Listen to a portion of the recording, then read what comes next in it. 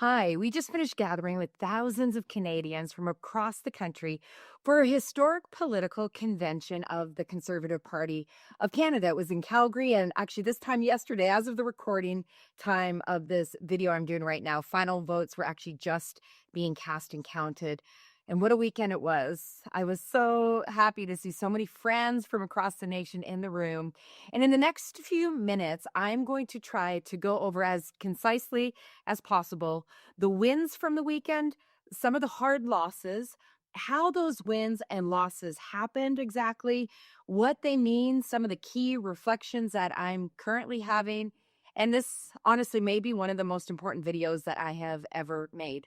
If you are a person of faith in Canada, please watch all the way through. Even if you are a separatist, I want to say because the principles will still apply. So thank you. I want to give a brief disclaimer and also say that I'm still very much processing as the convention literally just ended. And I'm also still hearing back from other brilliant minds that I respect who are processing their perspectives from the ground as well. And some of those people are still flying home. Additionally, some of the data is still yet to be released. So there might be a few of my thoughts that will be a little raw, maybe roughly rounded, and may take further shape in the days ahead. I'm not sure, based on the data that we see.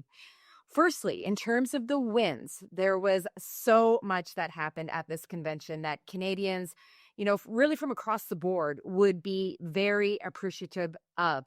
Policies were passed that protect faith based charities, for example, strengthening the nomination processes so that it's harder for really good candidates to be disqualified for no good reason, protecting property rights, protecting gun rights, and protecting professionals from compelled speech. This was named the Jordan Peterson policy, and a policy was also passed to protect the right to use cash, even if our society transitions into a digital cash base. There was a policy in favor of reducing public funding for state run media and encouraging the CBC to develop a market model that would enable it to sustain itself, just like CTV and other independent media sources do. There were also many other fiscally conservative policies that would support hardworking Canadians and our resource sectors. Much of this was honestly expected, as several of the items I just mentioned are really bread and butter issues for the current conservative political movement and also for people across party lines that resonate with these values. So, where the debate really became more concentrated was around social issues. But before I get into that, I want to share some additional good news observations that I personally saw. I've attended almost half a dozen conventions now, and I have never seen leaders of faith based, socially conservative organizations from across denominational expressions like Catholics, charismatics of various traditions, traditional evangelicals, and Reformed Canadians. They were affectionately united at this convention. Leaders were deferring to one another, to one another's strengths, walking together, promoting one another's resources, and truly streamlining communications to avoid any double up or confusion. And it was truly beautiful to witness the John 17 unity for the things that matter, like life and family, as we are all taught to do justly and walk humbly together.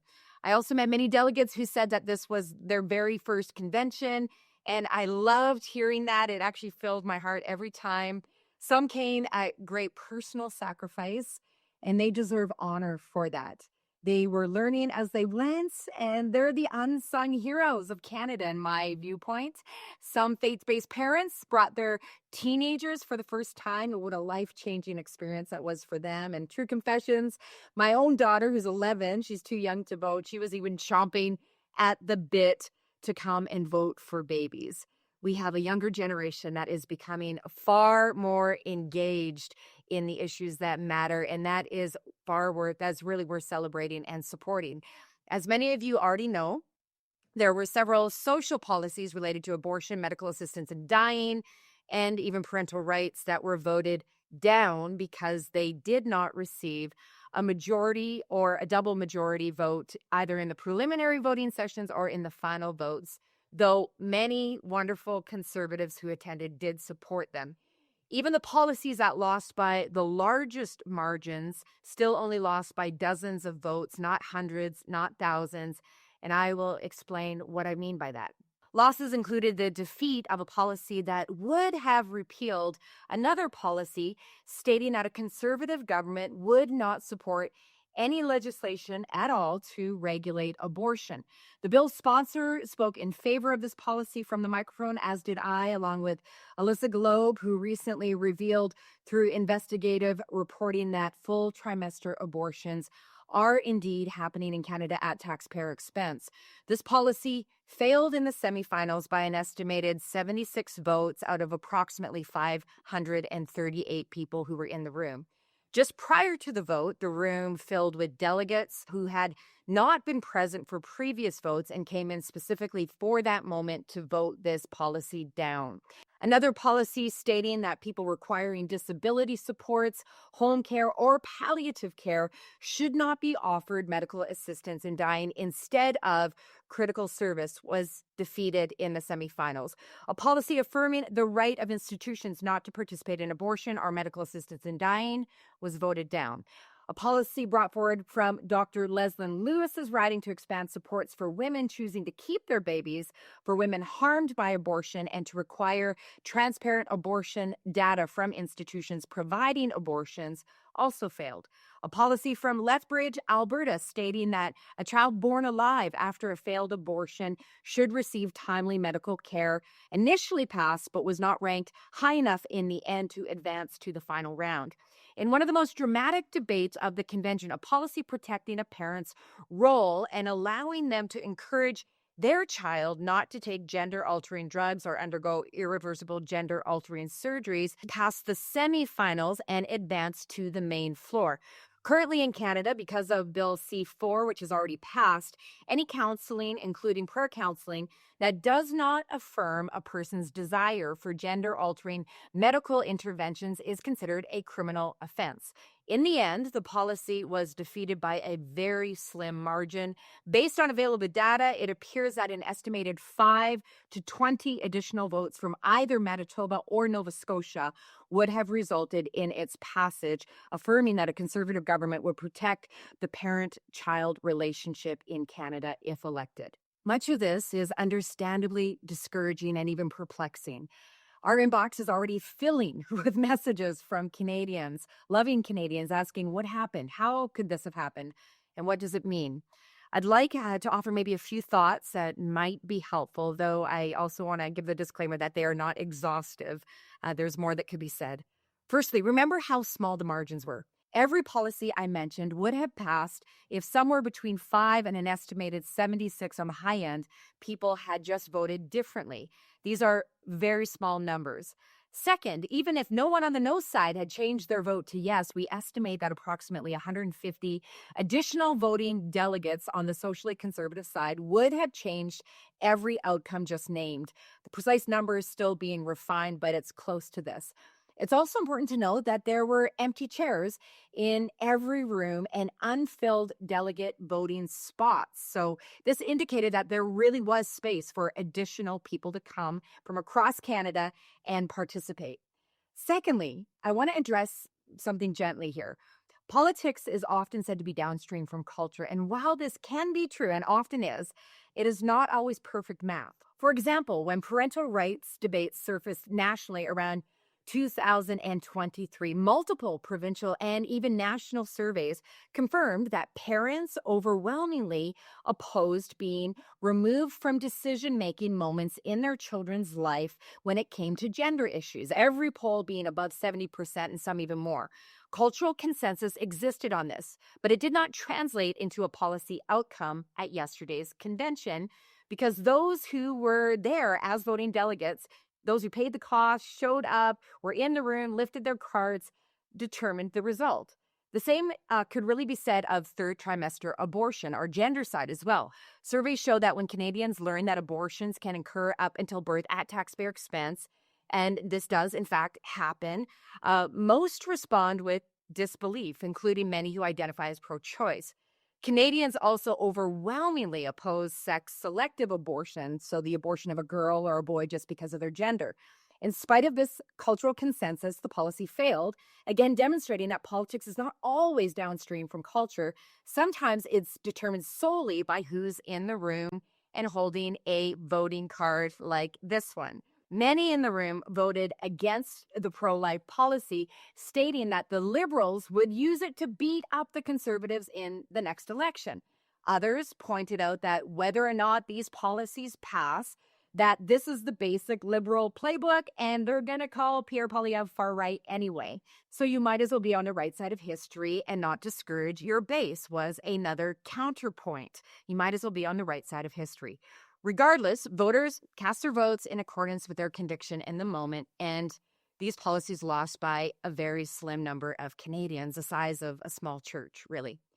It's also important to note that this was not Pierre Poilievre's decision, his front bench's decision, or even the caucuses. This was delegates, everyday Canadians who were voting, those who were in the room physically from ridings nationwide who put up this little green card at those moments. Many of you watching this are now likely thinking, well, I didn't even know there was a convention. I didn't even know I could be a voting delegate. I didn't know that there were empty seats or even open spots. And if I had known, I definitely would have been there. Precisely. And that's probably, honestly, the most important takeaway from the last 72 hours. I'll confess that this was once me. In 2018, I didn't show up when the exact same vote was occurring and lost by 52 votes. I even scheduled a conference on the exact same weekend because I didn't even know that there was a conservative convention or a life vote happening. Worse, I may have unintentionally prevented others from attending as well. When I realized this years later, I was honestly gutted, and I resolved that as a fake leader, I would never again knowingly compete with a historic political moment when lives were on the line. Instead, I would partner with it. You know, none of us bats 100% all the time, but our awareness can grow.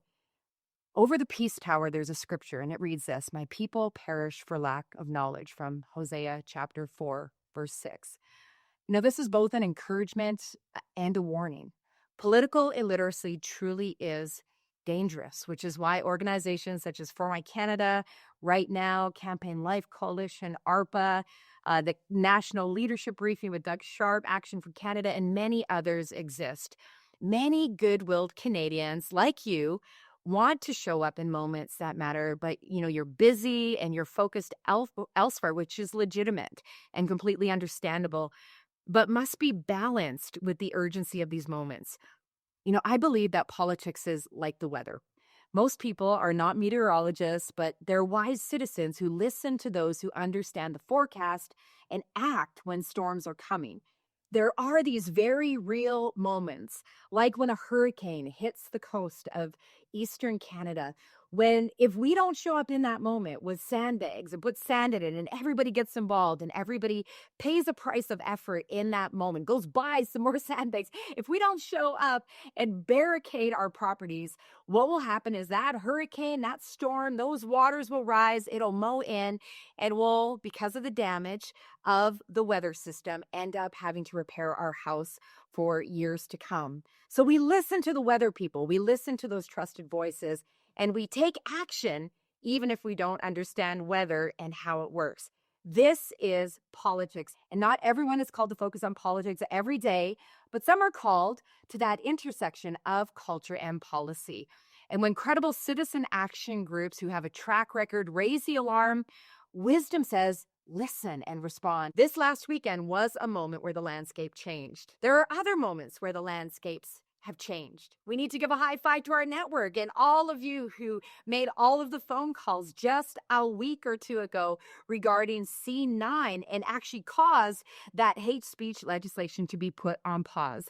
Our absence is powerful, but so is our presence. Let's treasure this wisdom in our hearts. So as we reflect on this weekend, we must celebrate the significant wins achieved, while also being honest about the ones that slip through our fingers by the narrowest of margins. And this isn't about blame. It's about learning. It's about leaning in. It's about growing. I ask myself often how I can communicate more clearly, be a better weather woman for moments like this when 10 to 150 additional people in a room hearing that call can make the difference. We show up with love and with power. And I'll never forget the time that David Maines shared with me in tears how a bill that could have saved millions of unborn babies' lives failed because of one empty chair in the Senate in the late 80s.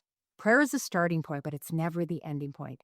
Jesus prayed in Gethsemane, but then he rose and entered into the public square, bloodied, beaten, persecuted, misunderstood, standing and paying a price for those who weren't even born yet. I want to honor the citizen action groups, many of which I've named in this video, who really gave leadership in this moment. I want to honor the delegates who sacrificed to attend, for those who prayed and fasted and held those prayer meetings, and for those who've taken the time to watch this entire video. You know, this moment required a genuine debrief for people of faith who care about children, the unborn, and born. So thank you for showing up, and thank you to those of you who commit to being in the chair next time. You are the delta, you're the difference. You are the ones that can bring the tipping point that our nation so desperately needs. And if this loss awakens us, it may just be the gift that we need right now. You don't need to be involved in politics every day, but when moments that matter are right before us, let's come together to make history. The next moment won't likely be a convention. It'll likely be an election or a critical bill, just as we saw with Bill C9, when thousands of Canadians made those calls, 48,000 phone calls. Thank you so much for that. More opportunities will come. And if you're not already on our email list and you're saying, I want to be a part of this, please visit formycanada.com and get on that email list today. When our communications increase, it's because we're those weather people sounding the alarm that a hurricane is on the horizon. And when the weather is calm and there's nothing to worry about, you just won't hear from us nearly as much. The good news is that we're getting wiser, more unified, more coordinated, more engaged every day, and that is powerful. As Galatians chapter 6, verse 9 reminds us, let us not grow weary in doing good, for at the proper time we will reap a harvest if we do not give up. I love you, Canada. Thank you for watching. I'm going to go spend some time with my family now. So if you comment or email or message us and we don't respond immediately, just know that I'm resting and replenishing, and we will get back to you as soon as we can, I promise. But if you want to support our work so that we can continue to grow and be more effective, I just want to say that your faithful partnership, your monthly support is game changer. It enables us to hire staff to be in this quarterback position as the weathermen and women in Canada so that we can serve at the faith policy intersection in meaningful mobilization moments that are so critical. I want to be transparent and make sure you know that gifts are not receivable, not charitable, but the rewards are eternal. They're out of this world. So God bless you. Thank you so much for watching. Be a voice in your own sphere of influence for the issues that matter most. And let us remember, the nation goes to those who show up. Let's start in the place of prayer, but let's remember the public square.